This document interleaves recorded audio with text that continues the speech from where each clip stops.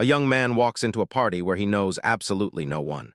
Within 20 minutes, he's surrounded by people hanging on his every word, laughing at his stories, and genuinely excited to connect with him. By the end of the evening, he's received 3 job offers, 2 dinner invitations, and made connections that would change his life forever. What happened in that room wasn't magic.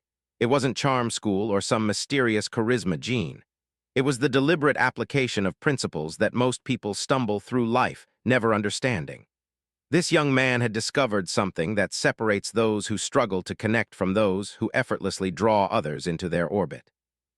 If you've ever walked into a room and felt invisible, if you've ever had a great idea that nobody seemed to hear, if you've ever wondered why some people seem to have this magnetic quality that makes others want to be around them, what you're about to discover will fundamentally change how you move through the world. This isn't just another self-help story. This is about unlocking a power that's been inside you all along. The power to genuinely connect with any human being you meet and influence them in ways that benefit everyone involved. Dale Carnegie spent years observing the most successful people in business, politics, and social situations. What he found wasn't what most people expect. It wasn't about being the smartest person in the room or having the most impressive credentials. It was something far more profound and surprisingly far simpler. The foundation of everything Carnegie discovered rests on one revolutionary insight that goes against everything we've been taught about getting ahead in life. Most people approach relationships and influence backwards. They focus on themselves, their achievements, their ideas, their problems, their needs. But Carnegie realized that the secret to winning friends and influencing people lies in a complete reversal of this approach. Think about the last conversation you had where you felt truly energized afterward. I'll bet it wasn't because you spent the entire time talking about yourself. It was because someone made you feel heard, understood, and important. That's the first principle that changes everything.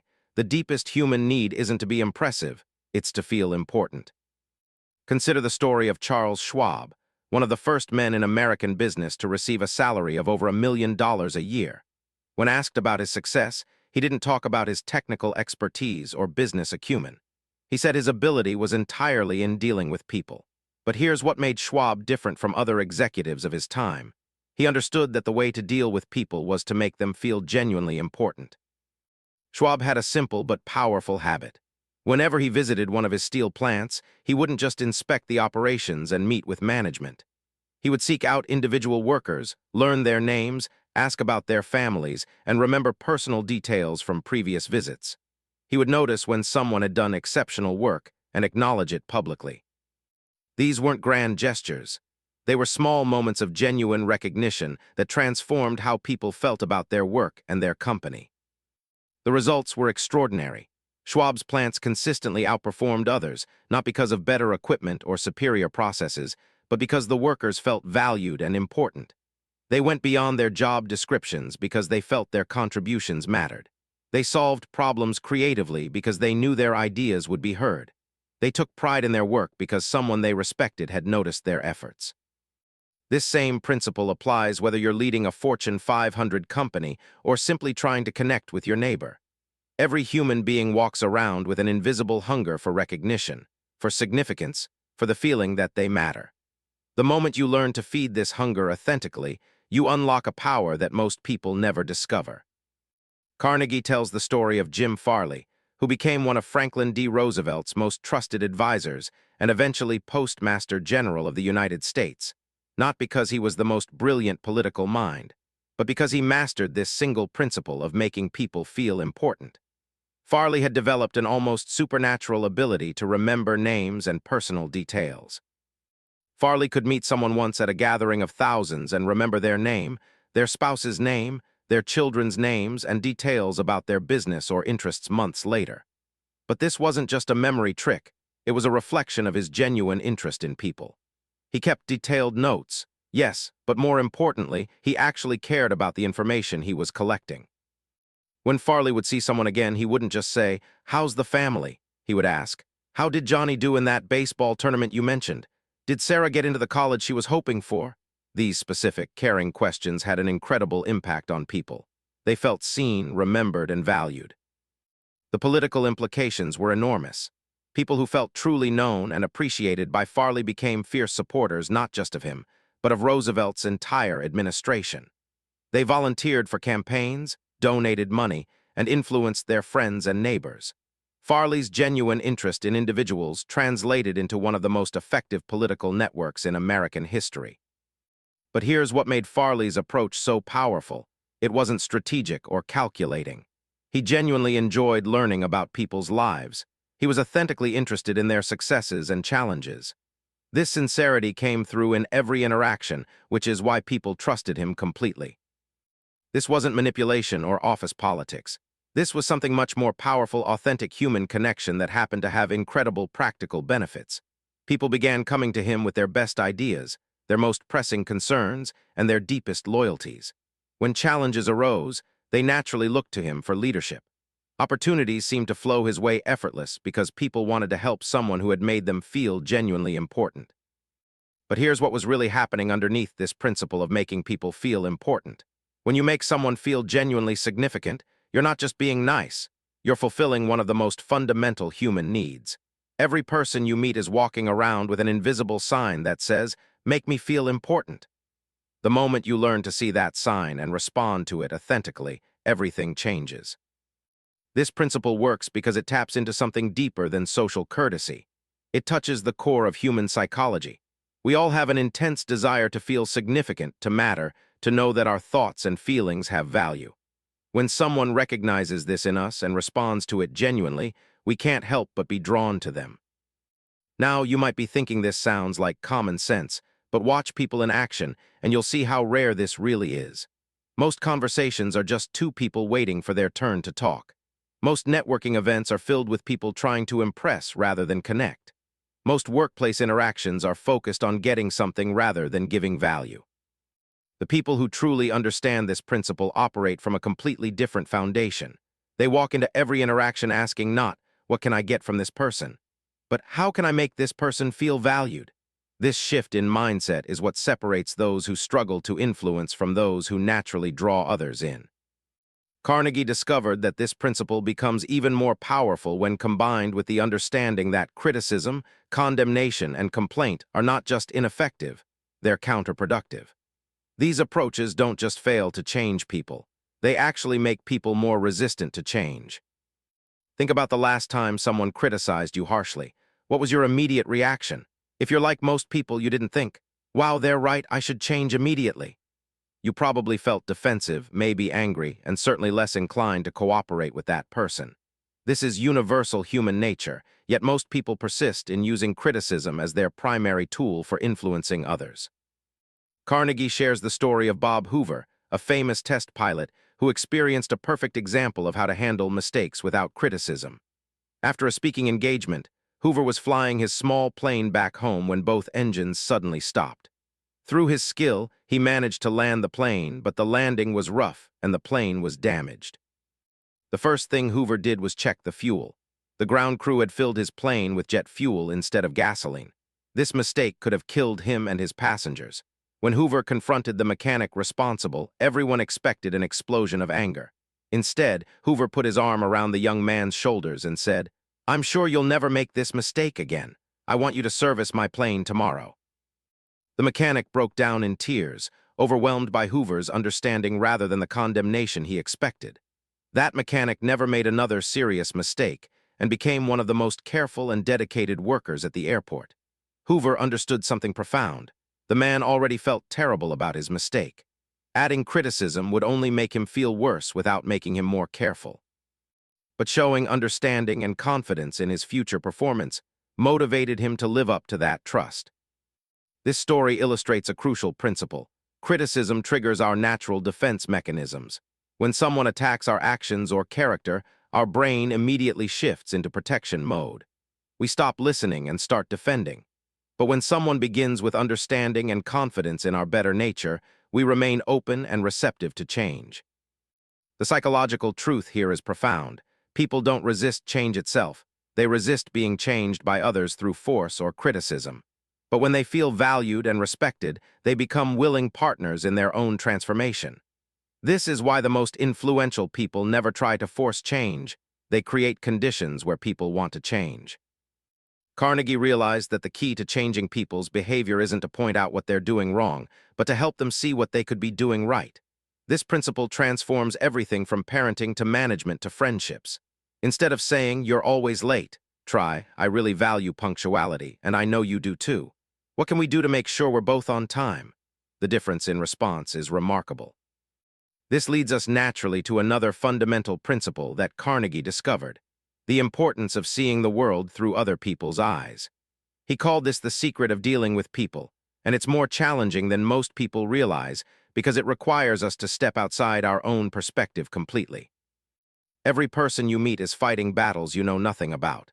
They have fears, dreams, pressures, and desires that shape every interaction.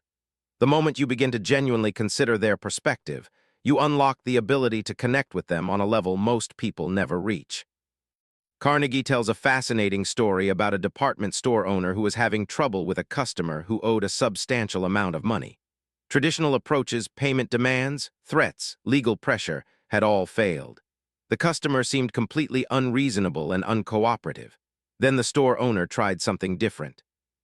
Instead of focusing on what he needed from the customer, he spent time trying to understand what the customer was facing.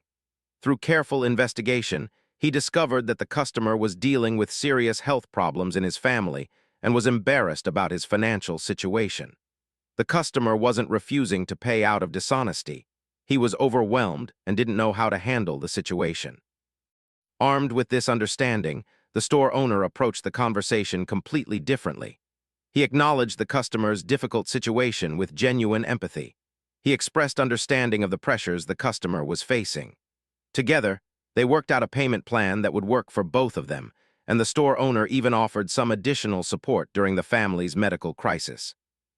Not only did the store owner collect the money over time, but he gained a customer for life.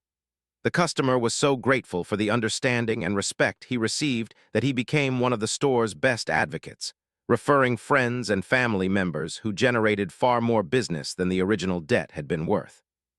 This works because when people feel understood, they become cooperative rather than defensive. When they sense you're truly considering their position, they become willing to consider yours. It's not about agreement, it's about understanding. You don't have to agree with someone's perspective to acknowledge it and work with it. The practical application of this principle is transformative. Before any difficult conversation, spend time genuinely considering the other person's perspective. What pressures are they under? What do they fear? What do they hope to achieve?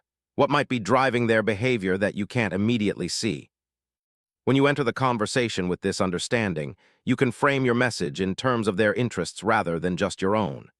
Instead of saying, "You need to do this because I need it," you can say, "I understand you're trying to achieve X, and I think this approach might help you get there while also addressing my concerns." This naturally leads to one of the most powerful techniques Carnegie discovered: the art of asking questions instead of giving orders. He observed that people support what they help create far more than what they're told to do. This isn't just about being polite, it's about tapping into fundamental human psychology. Consider the difference between these two approaches to the same situation. A manager needs an employee to improve their productivity. The traditional approach would be, "Your productivity needs to improve. You need to process more orders per day and reduce your error rate." The Carnegie approach would be, "I'd like to talk about how we can help you be even more successful in your role. What do you think might be preventing you from being as productive as you'd like to be? What obstacles are you facing that we could address together?" The psychological difference is enormous. In the first approach, the employee feels judged and controlled. Their natural reaction is to become defensive and explain why their current performance is reasonable given their circumstances. In the second approach, the employee feels consulted and valued. They're invited to participate in solving the problem rather than simply being told to fix it. This principle works because when we're told what to do, we feel our autonomy is threatened. But when we're asked for our input and invited to participate in creating solutions, we feel valued and empowered. The solutions we develop ourselves always feel more compelling than those imposed on us by others. Carnegie shares the example of a father who was struggling with his teenage son's attitude and behavior. The traditional parenting approach would have been lectures about responsibility, threats of punishment, and rules imposed from above. Instead, this father tried asking questions. He sat down with his son and asked, "What kind of man do you want to become? What qualities do you want to have when you're my age?" As his son described his aspirations, the father asked follow-up questions. "What do you think would help you develop those qualities? What steps do you think would move you in that direction?" The conversation that followed was more productive than years of arguments and punishment had been. The son began taking responsibility for his own development because he had participated in creating the plan. He felt ownership of his goals because he had articulated them himself.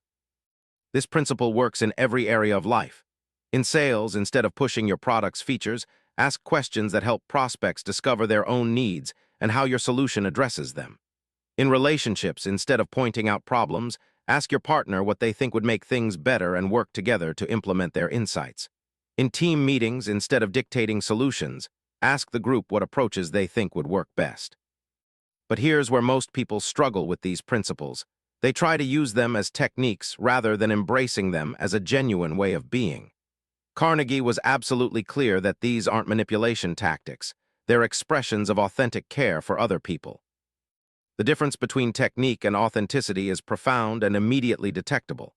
When you're genuinely interested in someone's welfare, they can sense it in your tone, your body language, your follow-up questions, and your consistency over time. When you're just trying to get what you want, they can sense that too. People have highly developed instincts for detecting insincerity, and any attempt to fake these principles will not only fail but will actually damage your relationships. This brings us to perhaps the most challenging aspect of Carnegie's teachings, developing genuine interest in other people. Most of us are naturally focused on ourselves, our problems, our goals, our perspectives. This isn't selfishness, it's human nature. We experience the world from inside our own heads, so naturally that's where our attention goes. Learning to shift that focus outward requires conscious effort and practice. Carnegie tells the story of a woman named Marie who completely transformed her social life by making one simple but profound change. Marie had always been frustrated by social situations. She would go to parties and events hoping people would find her interesting, but she always felt overlooked and forgotten. She would prepare clever stories and interesting facts to share, but somehow conversations would move on without her making the impact she hoped for. Then Marie decided to try an experiment. Instead of going to parties hoping people would find her interesting, she decided to find something genuinely interesting about every person she met. She began asking people about their passions, their experiences, their dreams, their challenges. She started listening not just to respond, but to understand. The change in her social experience was dramatic and immediate. People began seeking her out at events. They would light up when they saw her coming because they knew she would be genuinely interested in their lives. Invitations started flowing her way. She found herself at the center of social circles, not because she was the most entertaining person in the room, but because she made everyone else feel entertaining. This worked because Marie discovered something profound. When you're genuinely interested in someone, you automatically become interesting to them. Interest creates interest. Curiosity generates curiosity. When people feel that you truly care about understanding them, they become fascinated by you in return. The psychological mechanism behind this is fascinating. When someone shows genuine interest in us, it satisfies our deep need to feel important and understood. This creates positive feelings that become associated with that person.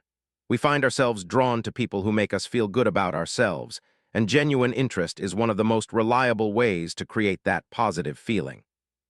But the interest must be authentic. People can immediately tell the difference between someone who is asking questions because they genuinely want to know the answers and someone who is going through the motions of appearing interested. The difference shows up in everything from the quality of follow-up questions to the consistency of attention over time. The practical application requires both discipline and genuine curiosity. In every interaction, challenge yourself to discover something genuinely interesting about the other person. Ask follow-up questions that show you were really listening. Remember details from previous conversations and ask about them later. Show enthusiasm for their interests, even if they're different from your own. This principle revolutionizes networking, dating, friendships, and professional relationships. Instead of trying to impress, you focus on being impressed. Instead of working to be understood, you work to understand. The paradox is that this approach makes you far more impressive and understood than any direct attempt to achieve those goals. And this genuine interest naturally leads to one of the most powerful gifts you can give another person, making them feel important through honest, sincere appreciation. Not through false flattery or empty compliments, but through authentic recognition of their genuine value. Carnegie observed that successful people in every field have mastered the art of sincere appreciation. They notice things others miss. They acknowledge contributions that go unrecognized. They celebrate achievements that others take for granted. But most importantly, they do this consistently and specifically. He tells the story of Pamela Dunham, a manager who turned around a failing department simply by implementing what she called appreciation rounds. Every week, she would identify specific contributions from team members and acknowledge them both privately and publicly. Not generic praise like "good job," but detailed recognition of specific value they had added. She might say to one employee, "The way you handled that difficult customer call yesterday was remarkable. I noticed how you stayed calm when they were upset, asked questions to understand their real concern, and then found a creative solution that left them feeling heard and satisfied." That kind of customer service is what builds our reputation and keeps people coming back. To another team member, she might say, "Your analysis of the shipping delays last week was exactly what we needed. You didn't just identify the problem, you traced it to its root cause and proposed 3 different solutions with the pros and cons of each. That kind of thorough thinking saves us time and prevents future problems." The transformation in her department was remarkable. Productivity increased by 30% within 3 months. Turnover, which had been a chronic problem, virtually disappeared. The department became known as one of the best places to work in the company. People who had been going through the motions began going above and beyond their job descriptions. But here's what was really happening. Pamela was feeding a fundamental human hunger. We all want to know that our efforts matter, that we're making a difference, that someone notices our contributions. When this need is met authentically, it releases tremendous energy and motivation. This works because recognition feeds one of our deepest psychological needs. Abraham Maslow identified the need for esteem, both self-esteem and the esteem of others, as one of the basic human motivations. When people feel appreciated for their genuine contributions, it satisfies this fundamental need and motivates them to continue contributing at high levels. But here's the crucial distinction Carnegie emphasizes throughout his work. This appreciation must be honest and sincere. People can instantly detect fake appreciation, and it's not just ineffective, it's actually worse than no appreciation at all. Insincere praise feels manipulative and damages trust. The key is training yourself to notice the genuine value that people around you are creating and expressing gratitude for it. This requires a shift in attention. Most of us are trained to notice what's wrong rather than what's right. We see the unwashed dishes instead of the meal that was prepared. We notice the one mistake instead of the 9 things done correctly. Developing the habit of appreciation requires consciously shifting this focus. Start looking for things people do well. Notice efforts, not just results. Acknowledge progress, not just perfection. When you find something genuine to appreciate, express it specifically and immediately. This principle transforms relationships at every level. In marriages, couples who regularly express specific appreciation for each other report higher satisfaction and deeper connection. Research shows that relationships thrive when positive interactions outnumber negative ones by at least 5 to 1, and sincere appreciation is one of the most powerful ways to create positive interactions. In parenting, children who receive genuine recognition for their efforts develop stronger self-esteem and motivation. Instead of generic praise like, "You're so smart," effective parents give specific appreciation. "I noticed how you kept trying different approaches to that math problem until you figured it out." That kind of persistence is going to serve you well in life. In business, teams that practice authentic appreciation consistently outperform those that don't. When people feel valued for their contributions, they become more creative, more collaborative, and more committed to the organization's success. Now, you might be wondering how these positive principles apply when you need to address problems or create change. This is where Carnegie's approach becomes truly sophisticated. He discovered that you can maintain all of these positive principles even when dealing with difficult situations or necessary corrections. The secret lies in what he called beginning in a friendly way. Instead of starting with the problem, you start with connection. Instead of leading with criticism, you lead with understanding and appreciation. This doesn't mean avoiding difficult conversations. It means approaching them in a way that maintains the relationship while addressing the issue. Carnegie shares the example of a supervisor who needed to address an employee's chronic lateness. The traditional approach would have been to call the employee in for a disciplinary meeting, point out the pattern of tardiness, explain the negative impact, and issue warnings about consequences. Instead, this supervisor tried beginning in a friendly way. He started the conversation by expressing genuine appreciation for the employee's work quality and dedication. He acknowledged the value the employee brought to the team and the organization. Only after establishing this positive foundation did he address the lateness issue. But even then, he approached it as a problem to solve together rather than a character flaw to condemn. He said, "I value your contributions to our team, and I know you're committed to doing excellent work. I also know that punctuality is important for our team's effectiveness. The lateness pattern we've seen lately isn't typical of your usual reliability. What's going on that we can address together?"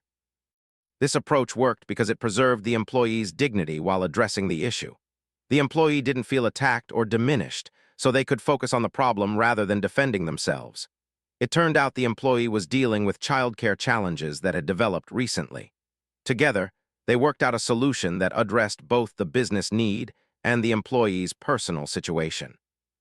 This principle applies to every difficult conversation. With children, instead of leading with "you're in trouble," try "I love you and I need to talk to you about something important." With spouses, instead of "you always do this," try "I value our relationship and I'd like to work together on something that's been concerning me." The key is separating the person from the behavior. You can address problems while still affirming the person's value. You can request change while maintaining respect and care. This approach is far more effective than confrontation because it keeps the other person's defensive mechanisms from activating. But sometimes, even with the best approach, you'll encounter resistance or strong disagreement. This is where Carnegie's most counterintuitive principle comes into play. Let the other person save face. Even when someone is clearly wrong, attacking their position directly will only make them defend it more strongly. Instead, Carnegie suggests finding ways to make it easy for people to change their minds without feeling embarrassed or defeated. You can do this by taking some responsibility yourself, acknowledging the complexity of the situation, or focusing on future solutions rather than past mistakes. He tells the story of a General Electric executive who needed to correct a significant error made by a valued team leader. The mistake had cost the company money and created problems with an important client. The traditional approach would have been to call the team leader in, point out the error, explain its consequences, and ensure it never happened again. Instead, this executive chose a different approach. When he met with the team leader, he said, "I may not have been clear enough in my instructions, and this situation is more complex than any of us realized at the time. Given what we know now, what do you think we should do differently going forward?" This approach allowed the team leader to acknowledge the problem and participate in the solution without losing face or feeling humiliated. The result was not only a better outcome for the immediate situation, but a stronger working relationship going forward. The team leader felt respected rather than diminished, which made them more likely to bring problems to the executive's attention in the future rather than trying to hide or handle them alone. This principle is particularly important in our age of social media and public communication. When someone is wrong publicly, correcting them directly often makes them dig in deeper. But providing a graceful way for them to adjust their position allows them to learn and grow without public embarrassment. The psychological insight here is profound. People will go to extraordinary lengths to avoid feeling foolish. If changing their mind or admitting a mistake makes them feel stupid, they'll resist even when they know you're right. But if you provide a path that preserves their dignity, they become willing to change. This brings us to one of the most challenging aspects of influence, dealing with people who seem completely unreasonable or difficult. Carnegie discovered that even the most challenging people have reasons for their behavior, and understanding those reasons is the key to reaching them. He shares the story of a man dealing with an extremely difficult neighbor who was causing problems for the entire community. This neighbor complained constantly, opposed every community improvement, and seemed to take pleasure in creating conflict. The natural response would have been to fight fire with fire or simply avoid the neighbor entirely. Instead, this man spent time trying to understand what might be driving his neighbor's behavior. Through careful observation and some discreet inquiries, he discovered that the neighbor felt excluded and unimportant in the community. The constant complaining and opposition weren't expressions of malice. They were attempts to feel significant and heard. With this insight, the man began a different approach. He started including the neighbor in community discussions and asking for his input on local issues. He acknowledged the neighbor's concerns seriously and made sure his voice was heard in community meetings. He found ways to make the neighbor feel like a valued member of the community rather than an outsider. The transformation was remarkable. The neighbor became one of the most helpful and cooperative community members. His intimate knowledge of local issues, which he had previously used to create problems, became a valuable resource for solving them. The energy he had put into opposition became energy for positive contribution. This works because difficult behavior is often a symptom of unmet needs. When people feel powerless, they may become controlling. When they feel unimportant, they may become attention-seeking in negative ways. When they feel misunderstood, they may become argumentative. Address the underlying need, and the difficult behavior often disappears. The practical application requires genuine detective work and patience. When someone is being unreasonable, ask yourself what need might be driving their behavior. Are they feeling threatened, unheard, disrespected, powerless, unimportant? Once you identify the underlying need, you can address it directly rather than just responding to the surface behavior. This principle transforms how you handle everything from customer complaints to family conflicts. Instead of responding to the surface behavior, you respond to the underlying need. A customer who is angry about a product defect may really be feeling disrespected by what they perceive as poor service. Address the feeling of disrespect genuinely, and the anger about the product often becomes much more manageable. But Carnegie's insights go even deeper than individual interactions. He recognized that the most influential people understand something profound about human nature. We all have two selves, the person we are and the person we aspire to be. The key to motivating people is appealing to their better self. Instead of pointing out someone's faults, you highlight their potential. Instead of focusing on what they're doing wrong, you focus on what they're capable of achieving. This isn't false flattery, it's seeing the best in people and calling it forth authentically.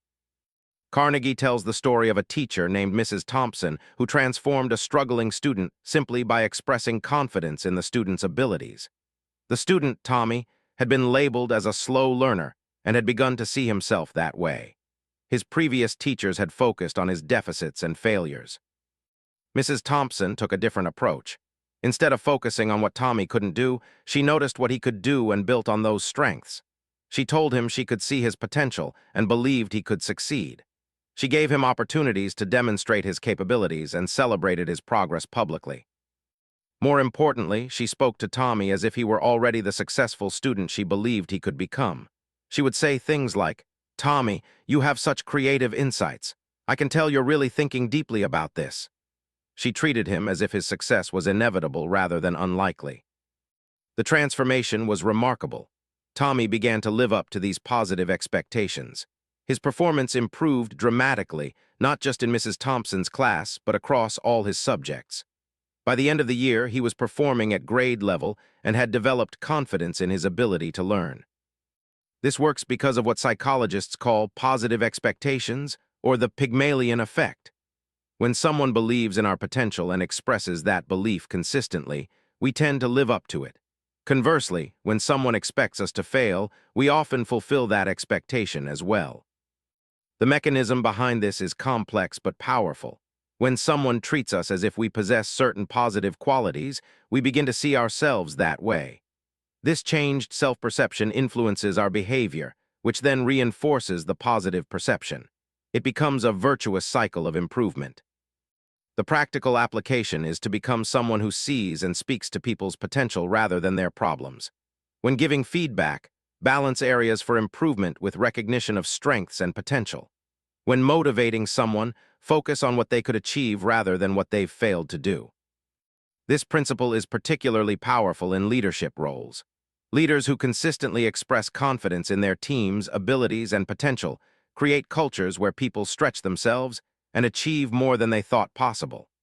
Parents who focus on their children's potential rather than their mistakes raise more confident and capable kids. Throughout all of these principles runs a common thread that Carnegie considered fundamental: the power of enthusiasm. Not the fake, over-the-top energy that makes people uncomfortable, but genuine enthusiasm for life, for people, and for possibilities. Enthusiasm is genuinely contagious. When you're authentically excited about something, that excitement spreads to others through mirror neurons and emotional contagion. When you approach people with genuine energy and positivity, they can't help but respond in kind. When you see opportunities instead of obstacles, others begin to see them too. Carnegie observed that the most magnetic people aren't necessarily the smartest or most talented, they're the most enthusiastic. They bring positive energy to every interaction. They see possibilities where others see problems. They make people feel more alive and hopeful just by being around them. But this enthusiasm must be authentic to be effective. People can immediately sense the difference between genuine excitement and forced positivity. Real enthusiasm can't be faked because it comes from within. It emerges from finding things to be genuinely excited about: the opportunity to meet new people, the chance to learn something new, the possibility of making a difference. The key is training yourself to notice what's exciting and positive in any situation. This doesn't mean ignoring problems or being unrealistic about challenges. It means choosing to focus your attention on possibilities and potential rather than dwelling on difficulties and limitations. When you combine authentic enthusiasm with all the other principles Carnegie teaches, you become someone people are naturally drawn to. You become the person others want to be around, to work with, to learn from, and to follow. This isn't because you're trying to attract people, but because your genuine positive energy and care for others creates a magnetic effect. And this brings us to the ultimate realization that underlies everything Carnegie discovered. Influence isn't about power over others, it's about power with others. True influence comes not from forcing people to do what you want, but from inspiring them to want what's best for everyone involved. The people who wield the greatest positive influence in the world understand that their success is interconnected with the success of others. They know that making others feel important doesn't diminish their own importance, it actually increases it. They recognize that helping others achieve their goals is often the most reliable path to achieving their own. This perspective transforms every interaction from a competition into a collaboration. Instead of trying to win at someone else's expense, you look for ways everyone can win. Instead of hoarding opportunities, you create and share them. Instead of building yourself up by putting others down, you elevate everyone around you. Consider the story of Andrew Carnegie, no relation to Dale Carnegie, the steel magnate who became one of the wealthiest people in history. Near the end of his life, Carnegie reflected on what had made him successful. He said that his greatest ability was not in making steel or managing businesses, but in surrounding himself with people who were more capable than he was in their areas of expertise. But here's the key insight. Carnegie was able to attract and retain these exceptional people not by offering them the highest salaries, but by making them feel genuinely important and valued. He gave them recognition, responsibility, and the opportunity to succeed. He celebrated their achievements and made sure they received credit for their contributions. The result was that some of the most talented people of his era wanted to work with him. They stayed loyal to his organization even when they could have earned more elsewhere. They gave their best efforts because they felt appreciated and important. Carnegie's success was built on his ability to make others successful. This same principle applies at every level of interaction. When you consistently make others feel valued and important, they want to help you succeed. When you show genuine interest in their welfare, they become interested in yours. When you celebrate their achievements, they want to contribute to your achievements. Carnegie's principles work because they're based on a fundamental truth about human nature. We all want to feel valued, understood, and important. When you consistently provide these experiences for others, they naturally want to reciprocate. When you make others feel good about themselves, they associate those positive feelings with you. But the deepest power of these principles lies not in what they get you from others, but in who they help you become. When you practice genuine interest in others, you become a more interesting person yourself. When you express authentic appreciation, you become more grateful and positive. When you seek to understand before being understood, you become wiser and more empathetic. The transformation isn't just in your relationships, it's in your character. You become the kind of person who naturally attracts friends, opportunities, and positive experiences not through manipulation or technique, but through genuine care and authentic connection. This character transformation has ripple effects that extend far beyond your immediate relationships. The person you encourage may go on to achieve something remarkable that benefits many others. The colleague you appreciate may find the motivation to excel in ways that improve your entire organization. The child you believe in may grow up to make a significant positive difference in the world. Remember that moment we started with the young man at the party who effortlessly connected with everyone around him. That wasn't a performance or a strategy.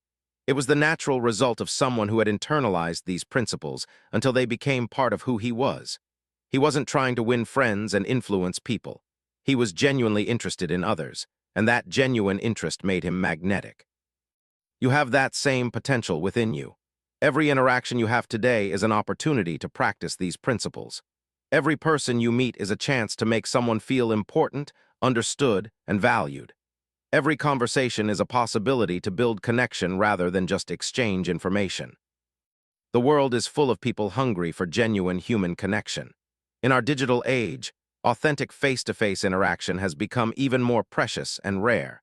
When you master the ability to truly connect with others, you possess something increasingly valuable and powerful. These principles aren't just about personal success, they're about creating a better world. When you choose to see the best in people, you help bring out the best in them. When you make others feel important, you contribute to their confidence and happiness. When you seek to understand rather than judge, you build bridges instead of walls. This is your moment to begin. Not tomorrow, not after you finish reflecting on these ideas, but right now. The next person you interact with, whether it's a family member, a colleague, a cashier, or a stranger, is your opportunity to practice these principles. Start with genuine interest. Really listen to what they're saying. Ask follow-up questions that show you're engaged. Look for something to sincerely appreciate. Make them feel important through your attention and care. See their potential rather than their problems. Approach them with enthusiasm and positivity. Watch what happens. Notice how they respond differently when you interact with them this way. Pay attention to how you feel when you focus on giving value rather than getting it. Observe how your relationships begin to change when you consistently apply these principles. This isn't just about becoming more successful or popular, though those things will likely happen naturally. This is about becoming the kind of person who makes the world a little brighter for everyone they encounter. This is about developing the power to influence others not through force or manipulation, but through genuine care and authentic connection. The principles Dale Carnegie discovered and shared aren't just techniques for success. They're a blueprint for a life of meaningful relationships and positive influence. They're an invitation to become someone who naturally attracts friends, opportunities, and respect, not by trying to impress others, but by being genuinely impressed by them. Your journey toward becoming more influential and magnetic begins with a simple decision: to see every person you meet as someone worthy of your genuine interest and appreciation. When you make that choice consistently, everything changes. You don't just win friends and influence people, you become the kind of person the world needs more of. That's the real power of what Carnegie discovered. It's not just about getting what you want from others. It's about becoming someone who naturally creates positive experiences for everyone around you. It's about influence that comes not from position or power, but from character and genuine care. The tools are in your hands. The principles are clear. The opportunity is waiting in every interaction you'll have today. This is your moment to transform not just your relationships, but your entire approach to living and connecting with others. The young man at that party didn't have any special advantages or hidden talents. He simply understood something that you now understand too. The secret to winning friends and influencing people lies not in what you can get from others, but in what you can give to them. And what you can give, your genuine interest, authentic appreciation, and sincere care, is something every person you meet is desperately hoping to receive. That's the power that's been inside you all along. Now you know how to use it.